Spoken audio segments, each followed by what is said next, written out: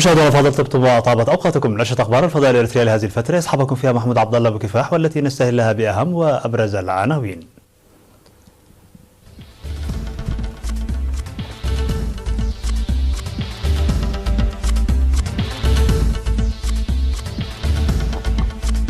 دعوة لحماية التربة والمياه في امبيرمي وحرقيقو. سمينار عن مرض السحائي في حلحل. فتح خط جديد للمواصلات بين أسمرة وغوغات. مقتل 9 متظاهرين في احتجاجات العراق وحظر التجوال في بغداد. واشنطن تفرض رسوما عالية على سلع أوروبية بسبب ايرباص. قتلى في إعصار اجتاح أجزاء من كوريا الجنوبية.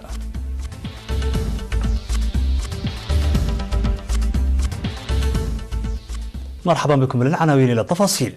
دعا حاكم اقليم شمال البحر الاحمر العميد تخليل لبسو سكان مديريه مصوع عامه وامبيرمي وحرقيقو خاصه لتقويه انشطه حمايه التربه وحفظ المياه.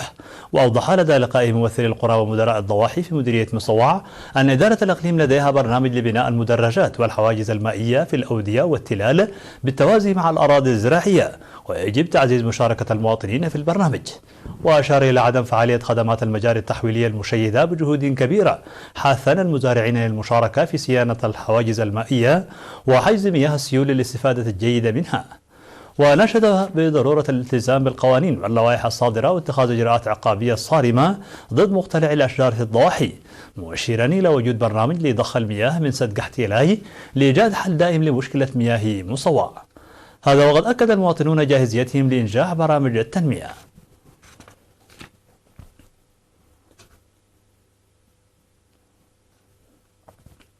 شاركت إريتريا في المنتدى الدولي لأمن الملاحة والذي انعقد في الفترة من 18 وحتى 20 من سبتمبر، والمؤتمر الأربعين لمنظمة الملاحة الجوية الدولية المنعقد في الفترة من 24 من سبتمبر وحتى 4 من أكتوبر الحالي. ومثل إريتريا في المنتدى والمؤتمر المدير العام لقسم الملاحة الجوية السيد باولوس كحساي، وعضو قنصلية إريتريا في كندا السيد سامي الجرماي. وقدمت في المناسبة أوراق عمل حول أمن وسلامة الملاحة والنقل الجوي والملاحة الجوية والقوانين والتشريعات العامة، كما قدمت الشركات المصنعة للطيران المدني عروضا لمنتجاتها. وقال المدير العام لقسم الملاحة الجوية السيد باولوس كحساي في الكلمة التي ألقاها أن إريتريا تعمل على تنفيذ الاستراتيجية التي وقعت عليها لضمان أمن وسلامة الملاحة الجوية. وأوضح بأن إريتريا حققت 75.56% من أهداف أمن الملاحة، في حين نفذ من هذه الأهداف على المستوى العالمي 72% تقريبا. ويبين ذلك تنفيذ إريتريا لاتفاقية المنظمة الدولية للملاحة الجوية بفعالية، حيث دخلت إريتريا كعضو في المنظمة الدولية للملاحة الجوية عام 1993 وحددت مجالها الجوي في 8 من مارس العام 2000. من ناحية ثانية، عقد اجتماع اقتصادي في مدينة فلينغان الألمانية في 27 من سبتمبر لبحث فرص التجارة والاستثمار بين إريتريا وأثيوبيا. وأوضح مسؤول الدبلوماسية الشعبية والإعلام في السفارة الإريترية بألمانيا السيد تخلو لباسي في الاجتماع الذي شارك فيه ممثلو أكثر من 40 مؤسسة ألبانية وجود فرصة مواتية للعمل المشترك بين دول القرن الإفريقي وحوضي البحر الأحمر والنيل، نتيجة للجهود البناءة لشعب وحكومة إريتريا، حيث تعمل إريتريا انطلاقا من ذلك بوضع الخطط الفاعلة للتنمية المحلية والإقليمية.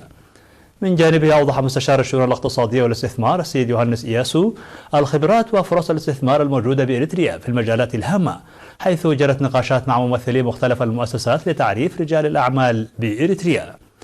وشهد المشاركون بالمعلومات المقدمة مؤكدين جاهزيتهم للاستفادة من فرص التجارة والاستثمار في إريتريا. من جهة أخرى، عقدت ورشة عمل يوم واحد في 28 من سبتمبر بمدينة برمنغهام البريطانية بمشاركة أعضاء فروع الجبهة الشعبية وشباب الجبهة الشعبية ومسؤولي فروع الاتحاد الوطني للمرأة والجاليات وشباب وأرساي القادمين من المدن البريطانية لبحث تقوية الجبهة الشعبية للديمقراطية والعدالة.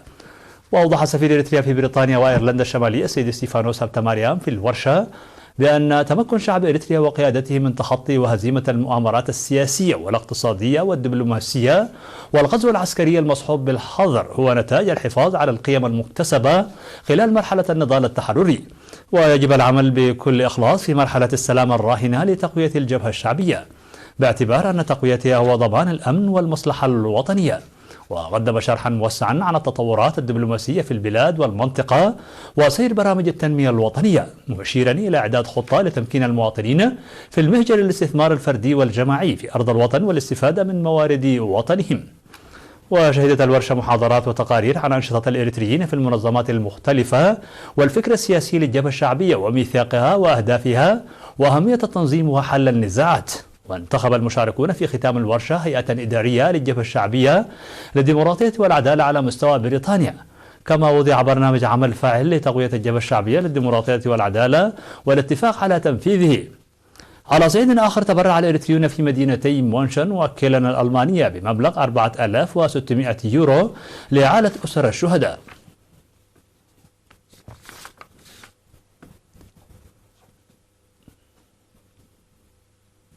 عقد سمينارا تنويريا في بلدة حلحل حول أسباب وتأثير الأمراض المعدية عامة والسحائي بصفة خاصة. وقدم في السمينار الذي انعقد ل6 أيام توضيحا بشأن الاستعدادات اللازمة للتطعيم الذي سيقدم خلال شهر ديسمبر ضد مرض السحائي.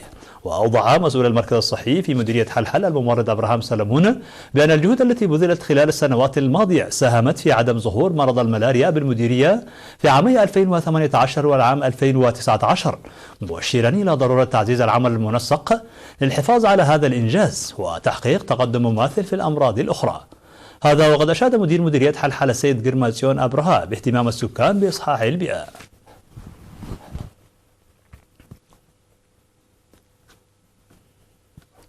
قام مكتب وزارة العمل والرعاية الاجتماعية في مديرية الدخالة بتأهيل المحتاجين. وأوضحت مسؤولة المكتب السيدة ترحاس سلمون أن البرنامج هو مواصلة للدعم المقدم لأسر الشهداء والمعاقين، حيث تم تخصيص مبلغ 20,000 نقفة لكل أسرة من الأسر ال9 التي ترعى الأيتام لتوظيفها في ممارسة الأنشطة التجارية الصغيرة، وكذلك التأهيل بالماشية. وأوضحت الأسرة المتلقية للدعم باستعدادها للاستفادة من الفرص المتاحة لتحسين حياتها المعيشية. كما تم تقديم دعم مالي وعيني ل60 طالبا.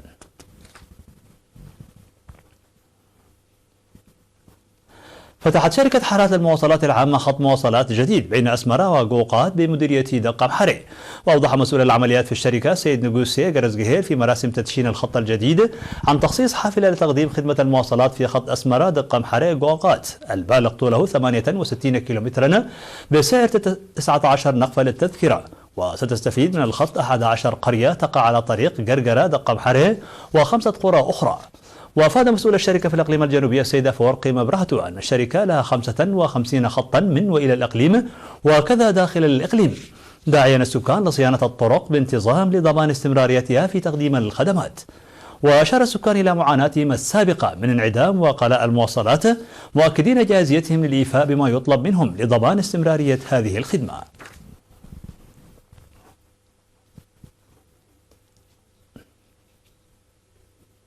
تلقى 80 شابا بينهم 49 من الإناث دورة تدريبية مهنية في مصوع لمدة 3 أشهر في أعمال النجارة والخراطة والحدادة والطهي والمحاسبة. وأعرب المشاركون عن سعادتهم بالفرص التي أتيحت لهم، مؤكدين العمل لتطوير المهنة المكتسبة والمساهمة في إعمار البلاد. وأوضح سكرتير الجبهة الشعبية للديمقراطية والعدالة في إقليم شمال البحر الأحمر السيد هيلي تولى برهان ورئيس الاتحاد الوطني للشباب والطلبة السيد صالح مدين بأن العديد من البرامج تنفذ في الوقت الحالي لإيجاد مصدر دخل للشباب.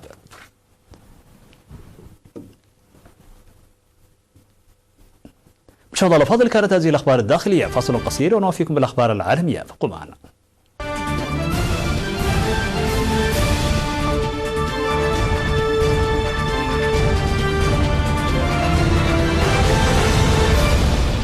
مرحبا بكم. على الصعيد العالمي، يواصل المتظاهرون تجمعاتهم في مواجهة قوات الأمن العراقية في بغداد التي دخلت مرحلة حظر التجوال بعد يومين من الاحتجاجات التي أسفرت عن مقتل 9 أشخاص. ويبدو أن الحكومة التي شكلت قبل عام تقريبا اتخذت خيار الحزم في مواجهة أول امتحان شعبي لها، رغم أن ذلك لم يثني المحتجين الذين واصلوا تدفقهم مساء إلى نقاط التجمع المركزية في بغداد ومدن جنوبية عدة. وقتل 5 متظاهرين بالرصاص في الناصرية بمحافظة ذي قارة، إضافة إلى شرطي قضاة مقتل متظاهر في المدينة التي تبعد 300 كيلومتر جنوب بغداد، بحسب ما أعلن عنه مسؤول محلي من دون تحديد مصادر النيران. وأعلن مجلس محافظة بغداد أنه قرر تعطيل العمل في كل الدوائر التابعة له، الأمر الذي سيسمح لقوات الأمن بتعزيز نفسها وتشديد قبضتها في مواجهة المتظاهرين. واتهمت الحكومة العراقية معتدين ومندسين بتسبب عمدا بسقوط ضحايا بين المتظاهرين.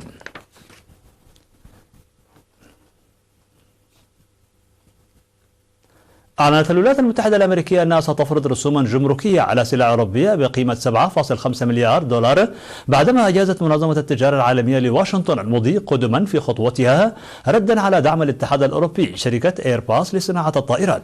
وقال مسؤول في مكتب الممثل التجاري الأمريكي أن واشنطن ستفرض على الاتحاد الأوروبي زيادة جمركية بنسبة 10% على الطائرات وليس قطع غيارها، وبنسبة 25% على سلع أخرى بما فيها المنتجات الزراعية والصناعية.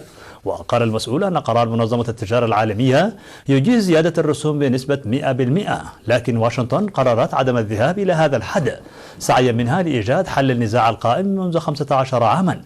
وتوقع الممثل التجاري الأمريكي أن تبدأ المفاوضات بين الولايات المتحدة الأمريكية والاتحاد الأوروبي قريبا لحل النزاع القائم حول الدعم الذي تتلقاه شركة إيرباص لصناعة الطائرات.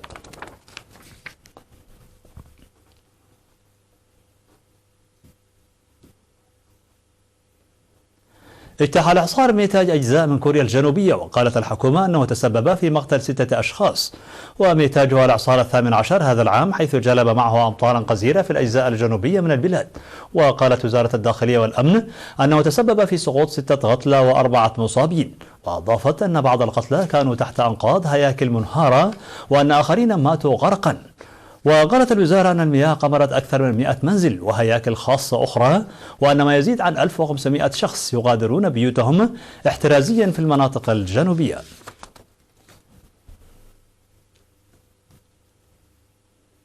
في الخبر الأخير، توجد المزرعة العائمة في قلب ميناء روتردام الذي يعد من أكثر المناطق الحضرية والصناعية في العالم. والمزرعة العائمة هي تجربة يسعى مطوروها إلى اختبار إمكانية تطوير مشروع إنتاج الألبان المستدامة في بيئة كهذه وبعيدا عن الحقول الخضراء والمزارع التقليدية.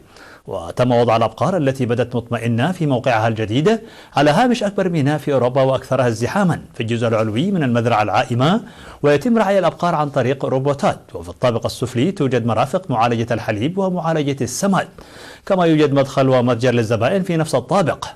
ويعتبر مشروع المزرعة العائمة صديقا للبيئة، إذ سيقلل من التلوث المرتبط بنقل منتجات الألبان من المزارع البعيدة إلى المحلات التجارية. كما سيعمل المشروع على جمع روث الحيوانات عن طريق روبوتات خاصة، وسيباع بعدها كصماد عضوي.